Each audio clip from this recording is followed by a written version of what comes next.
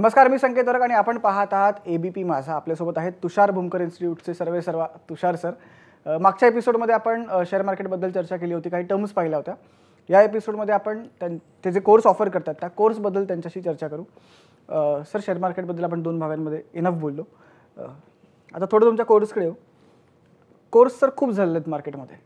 तुमच्या कोर्सची तो USP म्हणतो आपण, युनिफॉर्म सेलिंग फॅक्टर जो असतो, ती USP काय आणि अभ्यासक्रम कसा असेल?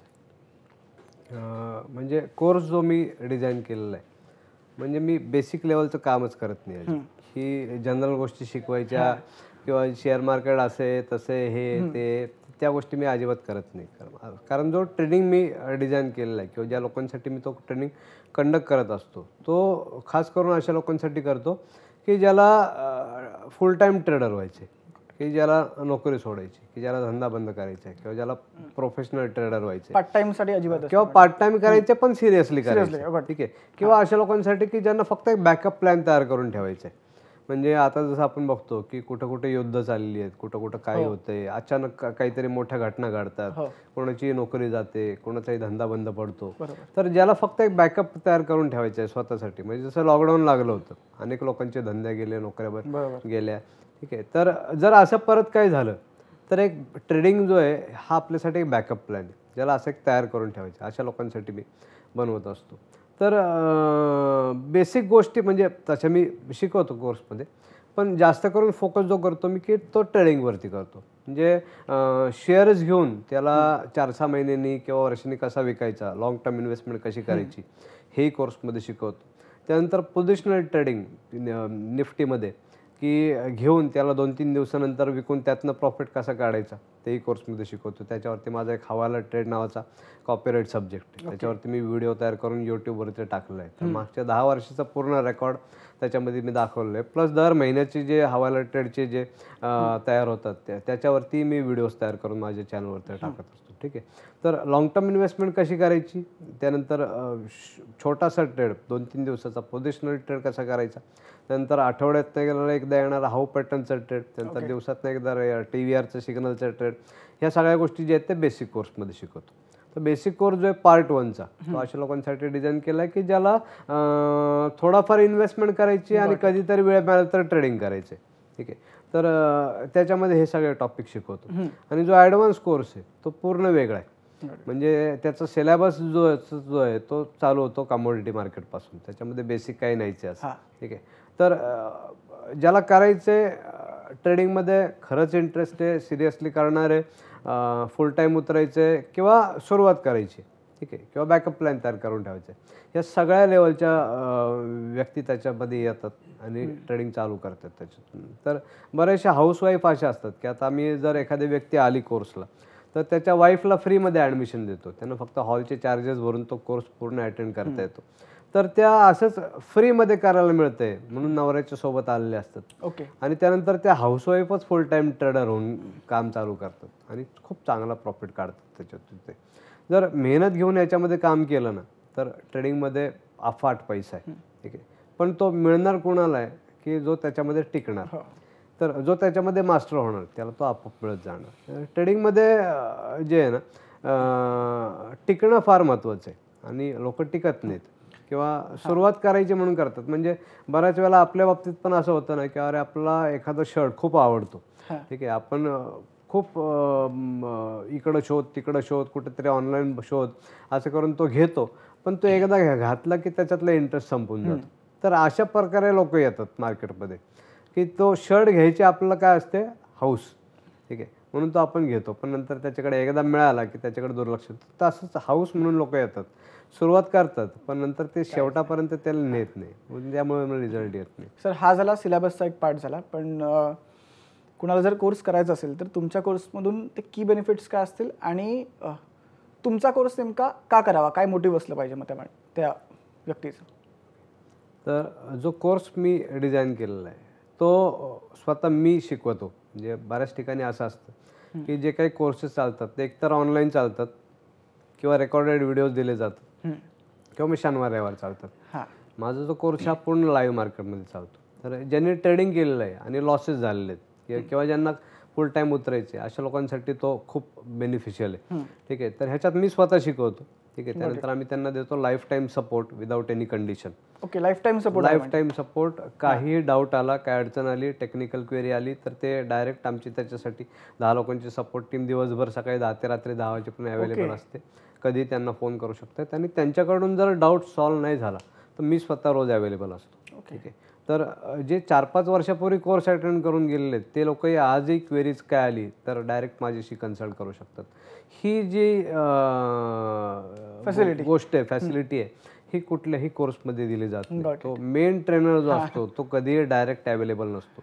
आणि इथं मी सगळ्या क्लायंटसाठी म्हणजे कायम 24/7 नाही तर कायम अवेलेबल असतो आणि त्याचे प्रत्येक क्वेरी मी सॉल्व्ह करत असतो. रोज ऑलमोस्ट मी संध्याकाळी 6:30 नंतर माझा तो 1-1.5-2 तासाचा सेशन असतो.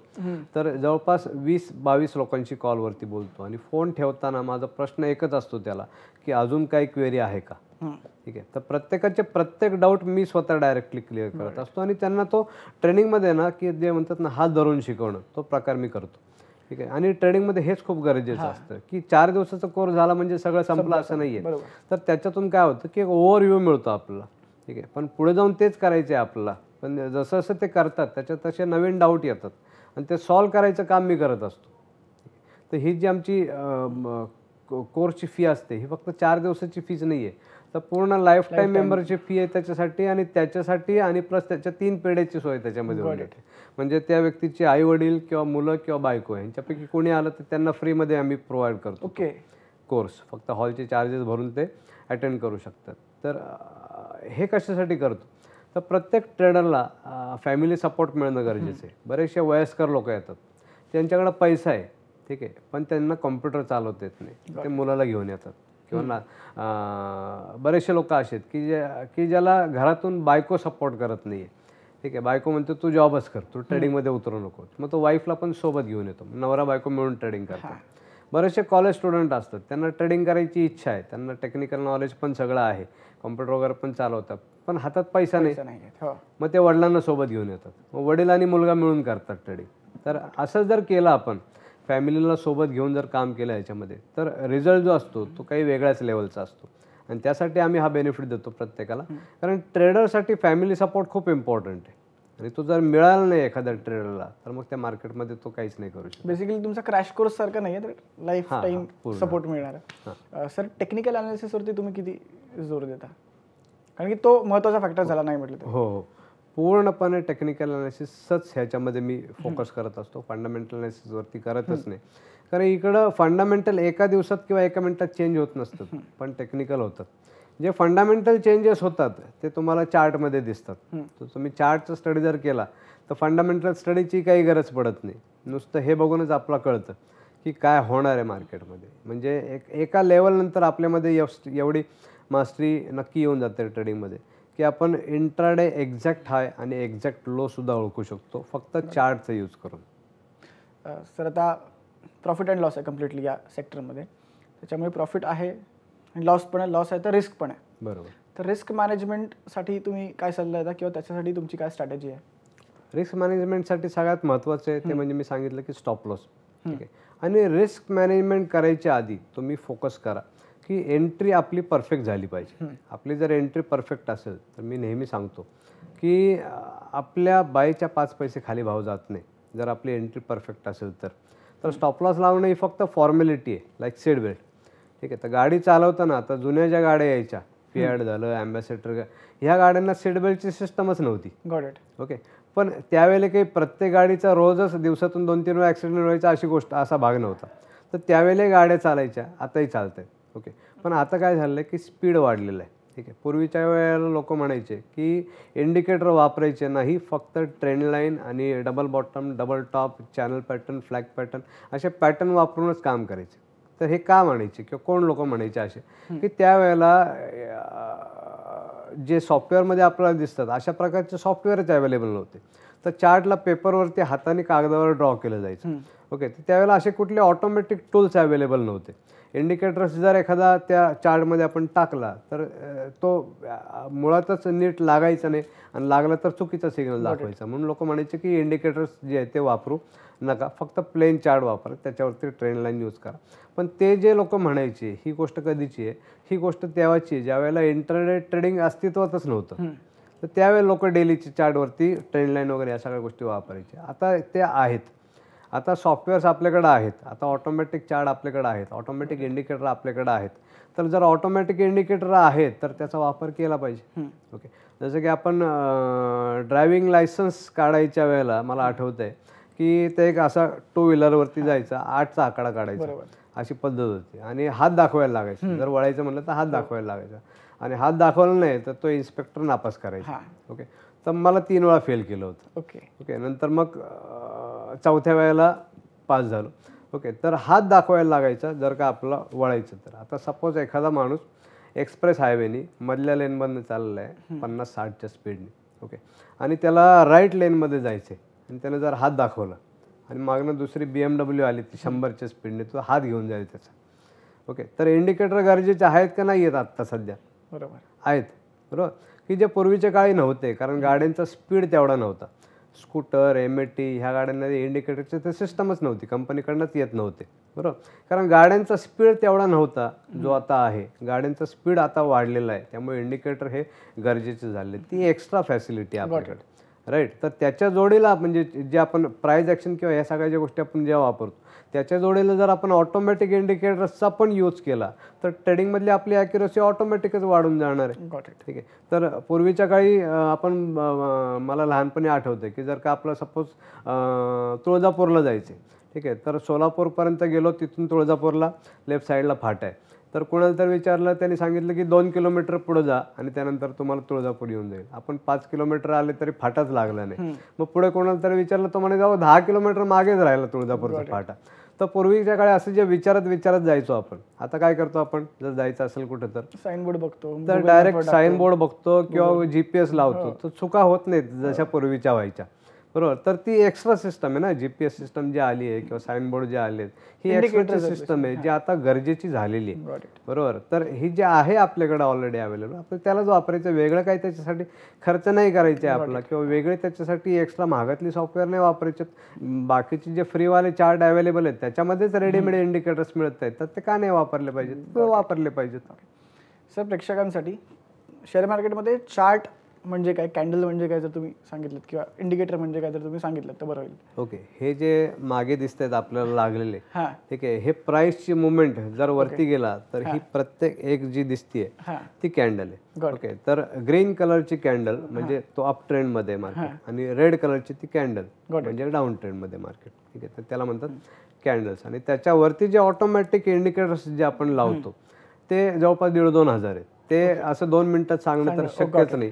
आणि 2000च्या 2000 इंडिकेटर्स आपल्याला स्टडी सुद्धा करायची काही गरज नाहीये. पण त्याच्यातले नक्की कुठले वापरायचे, तेच का वापरायचे, त्याचे पॅरामीटर काय असले पाहिजे, त्याची सेटिंग कशी असली पाहिजे, डेलीला कुठला वापरायचा, इंटरव्हलला कुठला वापरायचा, 5 मिनिटाला कुठला वापरायचा, 15 मिनिटाला कुठला वापरायचा, इंडियन मार्केटमध्ये कुठला कामाला येतो, इंटरनॅशनल मार्केटमध्ये फक्त कुठला लावला पाहिजे, हे सगळं शिकण्यासाठी डीप मार्केटचा जो कोर्स आहे तो करणं गरजेचं आहे. Got it.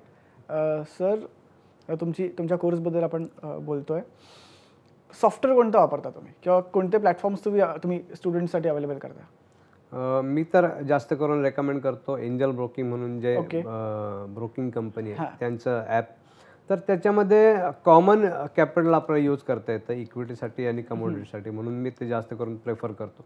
त्यांचा जो युजर इंटरफेस आहे तो खूप इझी आहे, त्यामुळे मी ते जास्त करून रेकमेंड करतो. त्याच्यामध्ये चार्ट जे येतात ते बऱ्यापैकी फ्लुएंट अशी येतात, म्हणून मी ते रेकमेंड करतो. ठीक आहे, आणि वापरायला सोपं आहे, प्रत्येकजण त्याचा इझिली यूज करू शकतो. आणि ट्रेडिंग जे आहे ना त्याच्यात कसं असतं की फोनमध्ये जसं असतं आपलं एक कॉल उचलायसाठी हिरवं बटन आणि कॉल कट करायसाठी लाल बटन, तर तेच असतं फक्त याच्यामध्ये.